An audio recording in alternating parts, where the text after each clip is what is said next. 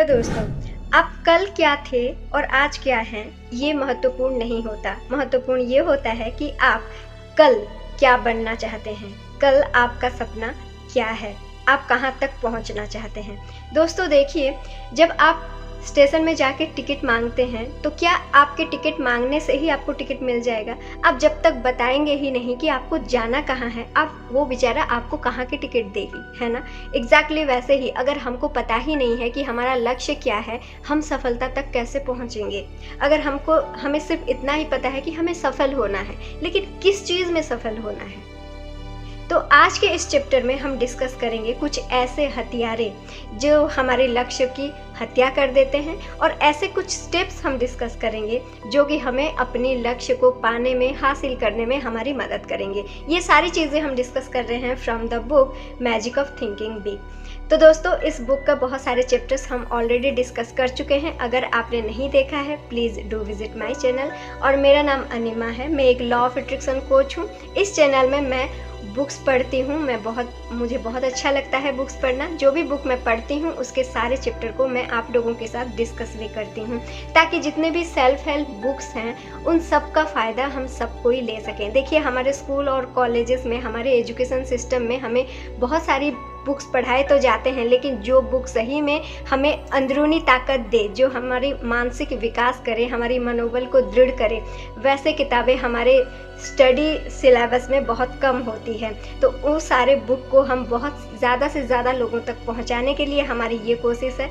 आप लोग भी हमारी मदद करें, ज़्यादा से ज़्यादा वीडियोस को शेयर करें, लाइक करें, कमेंट करें, सब्सक्राइब करें, ताकि हम ज़्यादा से ज़्यादा लोगों तक पहुँचा सकें इन बुक्स को।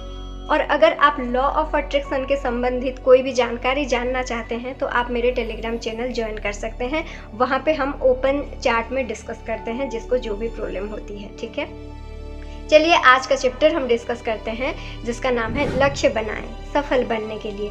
तो दोस्तों देखिए, जैसे कि हमने शुरू में बोला कि आप कल क्या थे ये महत्वपूर्ण नहीं है, आज क्या है ये महत्वपूर्ण नहीं है, महत्वपूर्ण ये है कि आप कल क्या बनना चाहते हैं। देखिए, इसके प्रीवियस चैप्टर में ही हमने डिस्कस किया था कि हार को जीत में कैसे बदला जा सकता है, कैसे हमारी नज़रिए को बदल के। एग्जैक्टली वैसे ही अगर हमारा लक्ष्य तय है तो कोई दिक्कत नहीं है। अगर हमें पता है कि हमें कहाँ जाना है, तो भले ही बहुत सारे रास्ते हम बदल लें, लेकिन हमारी मंजिल नहीं बदलेगी और हम ज़रूर अपने मंजिल तक पहुंच जाएंगे। लेकिन हमारे इस लक्ष्य को हासिल करने में कुछ हथियार होते हैं जो कि हमारे उन लक्ष्यों की हत्या कर देते हैं। सबसे पहला हथियार ये होता है कि हम अपने आप को नाकाबिल समझना, योग्य समझना। देखिए दोस्तों, हमने सारे चैप्टर्स में डिस्कस किए हैं, हर बुक्स में हम बोलते हैं कि दुनिया में ऐसी कोई ताकत नहीं है जो कि आपसे ज़्यादा ताकतवर है, आपकी डिज़ायर से ज़्यादा ताकतवर है। ठीक है, यानी कि अगर आप जो भी चाहें वो सब कुछ कर सकते हैं, लेकिन अगर आप खुद को योग्य मानते हैं तो। जब हम खुद को योग्य मानते हैं तो लोग भी हमें योग्य मानने लगते हैं। लोगों की बात छोड़िए, वो दूर की बात है। सबसे पहली बात ये है कि हम अपने आप को काबिल समझना। जब हम अपने दिमाग को ये मैसेज देते हैं कि हम काबिल हैं, हम योग्य हैं, हमारा दिमाग उस सपोर्ट में, हमारी योग्यता के सपोर्ट में हमें विचार देने लगते हैं, जो कि हम प्रीवियस चैप्टर्स में डिस्कस किए हुए हैं ब्रीफली। प्लीज़ उन चैप्टर्स को जाके पढ़िए या फिर मेरे वीडियोस को देखिए। ठीक है, तो दूसरा जो हमारा हत्यारा जो होता है, जो वीपन होता है, वो होता है हमारा कंफर्ट जोन। हमें लगता है कि ज़िंदगी ऐसे ही कट जाएगी, हमें ऐसे ही काट देना है। हम कभी भी सोचते ही नहीं हैं कि ज़िंदगी कहाँ पर है, खुशियाँ कहाँ पर है और हमें उनको कैसे अचीव करना है। जैसे चल रहा है वैसे ही चलने दो। ऐसे 90% लोगों की थॉट प्रोसेस वैसे ही होती है और उसी की वजह से हम अपने लक्ष्य को हासिल नहीं कर पाते हैं। ठीक है, तो इसीलिए दोस्तों देखिए, सबसे पहले आप अपनी कंफर्ट जोन को छोड़ दें।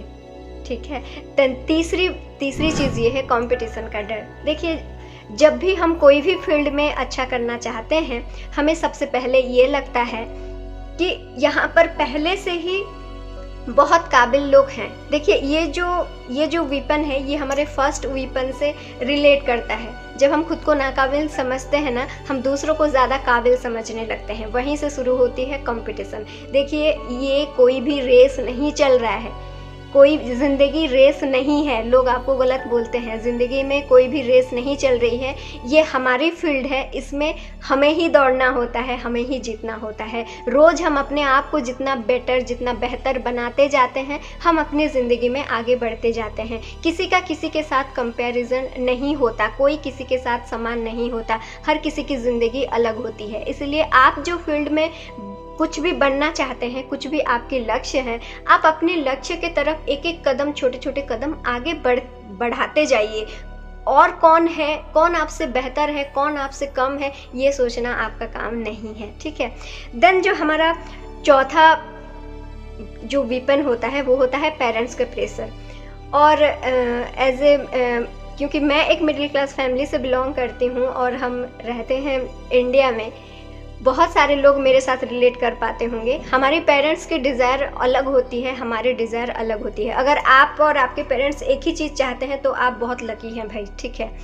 लेकिन ऐसा बहुत कम लोगों के साथ होता है, बहुत कम ऐसे लकी पर्सन होते हैं जिनके डिज़ायर्स को उनके पेरेंट्स समझते हैं और सपोर्ट करते हैं। वो उनके बैकग्राउंड से आए रहते हैं, उनके कुछ अधूरे सपने होते हैं, वो अपने अधूरे सपने हमारे ऊपर थोप देते हैं। उनको लगता है कि हमने बच्चा इसीलिए पैदा किया है क्योंकि वो हमारे सपने पूरा करें, है ना। ऐसे बहुत सारे लोगों की थॉट प्रोसेस होती है। तो बच्चे क्या होता है, हम अपनी जो लक्ष्य होती है, अपनी जो इच्छाएँ होती है, हमें जो कुछ बनना होता है, इवन हम सब्जेक्ट भी अपने हिसाब से सिलेक्ट नहीं कर पाते हैं। पेरेंट्स को रहता है कि इंडिया में ना ज़्यादातर पेरेंट्स को दो ही चीज़ पता होती है, एक इंजीनियरिंग, एक डॉक्टर। अगर आप डॉक्टर बनते हो तो ठीक है, या फिर इंजीनियर बन जाओ तो ठीक है, उसके अलावा उनके पास कोई ऑप्शन ही नहीं है। अगर आप राइटर बनना चाहते हैं, स्पीकर बनना चाहते हैं, कहीं और कुछ आपकी कला है, सिंगर बनना चाहते हैं, डांसर बनना चाहते हैं, तो उसके लिए बहुत स्ट्रगल करना पड़ता है, ठीक है। लेकिन अगर भी आपको स्ट्रगल करना पड़े तो आप स्ट्रगल कीजिए, क्योंकि ये आप अपने लिए कर रहे हैं, ठीक है।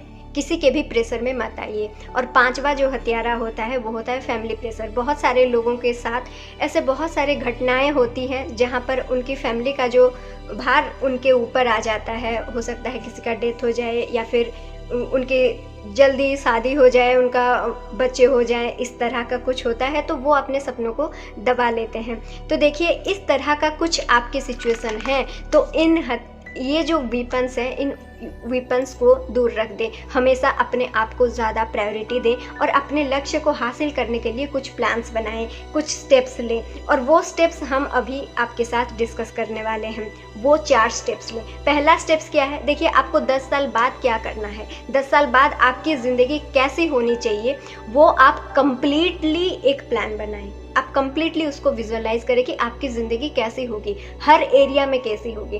देखिए, इस किताब से हमने सबसे बड़ी चीज़ ये सीखी कि यहाँ पर सिखाया जा रहा है कि आप अपनी ज़िंदगी के सारे एरिया में कैसे सफल हों। ऐसा नहीं है, बहुत सारे लोगों के, ज़्यादातर हम जिस लोकेलिटी से, हम जिस सोसाइटी से बिलोंग करते हैं, यहाँ पर लोगों का सोच ऐसा रहता है, जो कि हमारा भी था, कि अगर हम कुछ काम कर रहे हैं और वहाँ से हमें पैसा मिल रही है तो वही काम हमारा काम है, बाकी का काम हमारा काम नहीं होता, ठीक है। अगर आप अपने रिलेशनशिप के लिए टाइम निकाल रहे हैं, बच्चों के लिए टाइम निकाल रहे हैं, घर में अच्छे से खाना बना रहे हैं, लोगों का ख्याल रख रहे हैं, तो ये सब काम नहीं होता लोगों के हिसाब से, ठीक है। अगर आप सिर्फ कहीं जा रहे हैं, जॉब वगैरह कुछ कर रहे हैं, वहाँ से पैसा आ रहा है, तो वही काम होता है। लेकिन ये सारी बुक्स की वजह से हमें पता चला कि ये जो सारे एरियाज़ होते हैं ना, जहाँ पर हमें इन्वेस्ट करना चाहिए। अगर हम अपने रिलेशनशिप के लिए, हम अपने पति या पत्नी के लिए भी 2 घंटा निकाल रहे हैं, तो वो 2 आवर्स भी हम इन्वेस्ट कर रहे हैं, वो भी हमारा काम है, वो भी हमारी रिस्पॉन्सिबिलिटी है। ये हमें दरअसल इन बुक्स से ही पता चला है और बहुत हमारी ज़िंदगी में सुधार आई है। इसलिए हम बोलते हैं बुक्स के थ्रू ज़रूर जाइए, ठीक है। तो चलिए, यहाँ पर हम बात कर रहे हैं हम अपने लक्ष्य को किन स्टेप से हासिल करें। तो सबसे पहला स्टेप ये है कि 10 साल बाद आपको किस तरह से, आपको क्या चाहिए, सबसे पहले आप ये डिसाइड करें। जैसे कि हमने शुरू में बोला, जब तक आपको ये पता ही नहीं होगा कि आपको कहाँ पहुँचना है, तो आप स्टेप्स कैसे लेंगे, है ना। सबसे पहले तय कीजिए आपको कहाँ पहुँचना है। दूसरी चीज़, देखिए, ऐसा तो नहीं है आपने 10 साल बाद क्या आपको चाहिए, आपने वो तय कर लिया, लेकिन ऐसा तो नहीं है ना कि आप 10 साल का प्लानिंग बनाएं, है ना। तो वो जो बड़ा 10 साल आप बनाए हैं ना, उसको छोटे छोटे पार्ट में डिवाइड कर दें। 30 डेज़ का गोल लें और 30 डेज़ में आप एक आप कुछ स्टेप्स इंक्लूड करें अपनी ज़िंदगी में जो कि आपको मदद करेगी वो 10 साल के गोल को अचीव करने के लिए। तो 30 डेज़ में आपको क्या क्या इंक्लूड करना है, देखिए आपने वो डिपेंड करता है आप 10 साल के बाद आपको क्या क्या चाहिए। ठीक है, मान लीजिए आपको 10 साल के बाद आपको एक अच्छा करियर चाहिए, उन करियर में से आपको कितना पैसा आना चाहिए वो आप कंप्लीटली लिखे हैं। तो उसके लिए अब 30 डेज़ में क्या क्या करना पड़ेगा, आपको अपने करियर के लिए काम करना पड़ेगा, उसी की पढ़ाई करनी पड़ेगी, उसी हिसाब से आपको उतना टाइम उसको देना पड़ेगा। या फिर अगर आप कहीं पर जॉब कर रहे हैं तो वहाँ पर आपको अच्छा परफॉर्म करना पड़ेगा, क्योंकि 10 साल बाद आपको रिटर्न मिलने वाला है, तो अभी आपको इन्वेस्ट करना पड़ेगा। ठीक है, देन अगर दूसरी एरिया में अगर आप लिखे हैं कि मुझे 10 साल बाद अपने रिलेशनशिप में, अपने घर में एक शांति चाहिए, ठीक है, तो आप वहाँ पर अभी आपको क्या करना पड़ेगा, आपको उतना टाइम आपकी पत्नी को देना पड़ेगा, अपने बच्चों को देना पड़ेगा, आपके घर में और कोई है उनको देना पड़ेगा। आप उनके साथ आपको हर रोज आपकी कम्युनिकेशन को उनके साथ बढ़ाना पड़ेगा, ताकि आप सब कोई हर किसी को समझ सको। तो 10 साल बाद क्या होगा, ये सारे मिल के ना आपकी जो फैमिली होगी, आपकी फैमिली की अंडरस्टैंडिंग होगी, प्यार होगा, जो भी होगा वो सारी चीज़ मिला के आप जब घर में घुसेंगे ना तो वो घर आपके लिए स्वर्ग बन जाएगा। वरना क्या बनेगा ये सब आप लोगों को बेहतर पता है। ठीक है, तो देखिए 30 दिन के अंदर कुछ ऐसी चीज़ें बनाइए कि कौन सी आदत आपको छोड़नी है, कौन सी आदत आपको डालनी है, अपने फैमिली के लिए आपको क्या देना है, आपके करियर के लिए कितना टाइम देना है। आप एक 30 दिन का शेड्यूल बनाएं और उसके हिसाब से काम करें। ये हो गया आपका दूसरा स्टेप। ठीक है, तीसरा स्टेप ये है कि देखिए कई बार क्या होता है, हम अपनी मंजिल को ही बदल देते हैं। मंजिल को ना बदलें, अपने रास्ते को बदलें, नए नए तरीके ढूंढें। अगर एक ही रास्ते में चल रहे हैं, आपको रिजल्ट नहीं मिल रहा है, तो आप दूसरा रास्ता ढूंढें, लेकिन अपने मंजिल को ना बदलें। जैसे कि हमने प्रीवियस चैप्टर में ये चीज़ें बहुत ब्रीफली डिस्कस किए हुए हैं कि इसको हम किस तरह से देखें। तो अगर आपने वो चैप्टर को नहीं देखा है, प्लीज़ आप इस बुक्स के सारे चैप्टर्स को जाइए यार, बहुत ज़्यादा टाइम नहीं लगते, 10 मिनट का ही वीडियोज़ रहता है, आप कहीं भी सुन सकते हैं। ठीक है, और सबसे लास्ट और बेस्ट तरीका ये है, बेस्ट स्टेप ये है, सबसे महत्वपूर्ण स्टेप ये है कि आप अपने ऊपर इन्वेस्ट करें। आप जहाँ भी पहुँचना चाहते हैं उसके लिए जो भी स्किल सीखने की ज़रूरत है, जो भी एजुकेशन लेने की ज़रूरत है, जो भी टूल्स चाहिए, अपनी मानसिक, शारीरिक और आपके करियर वाइज जो भी चीज़ आपके विकास में इन्वेस्ट करना है, आप उसमें इन्वेस्ट कीजिए। ठीक है, और हमेशा याद रखिए, इन्वेस्ट अलग चीज़ होती है, वेस्ट अलग चीज़ होती है। आप जब भी किसी चीज़ का इन्वेस्ट करते हैं उसका रिटर्न ज़रूर होता है, ज़रूर होता है। ठीक है, चाहे वो आप पैसा इन्वेस्ट कर रहे हैं, चाहे आप टाइम इन्वेस्ट कर रहे हैं, चाहे आप कुछ भी इन्वेस्ट कर रहे हैं, अपने आप को इन्वेस्ट कर रहे हैं, उसका रिटर्न में ज़रूर आपको बहुत, जितना आप इन्वेस्ट किए होंगे ना उससे कहीं ज़्यादा आपको रिटर्न में मिलता है। ठीक है, तो इसी के साथ हम आज की वीडियो को एंड करते हैं। ये बुक बहुत जल्दी ख़त्म होने वाला है, आप इस बुक को मेरे साथ ख़त्म कर लीजिए, ताकि हम लास्ट चैप्टर जब ख़त्म होगा हम लाइव आके आपको ये पूरा किताब जो है हम डिस्कस करेंगे मिलके। ठीक है, till then bye bye, thank you so much.